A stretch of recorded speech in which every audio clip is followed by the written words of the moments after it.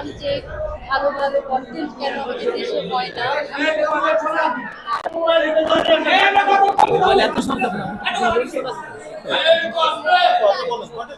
আপনি করেন।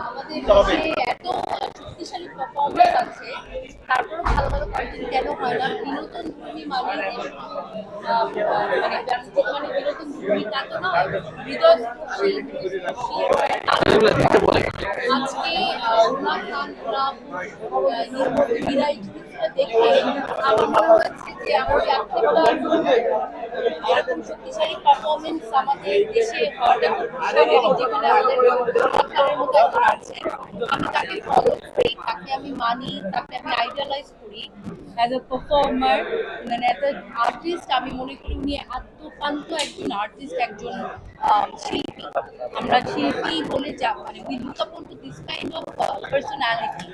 তো রুনা আপুর জন্য অনেক অনেক শুভকামনা। এত সুন্দর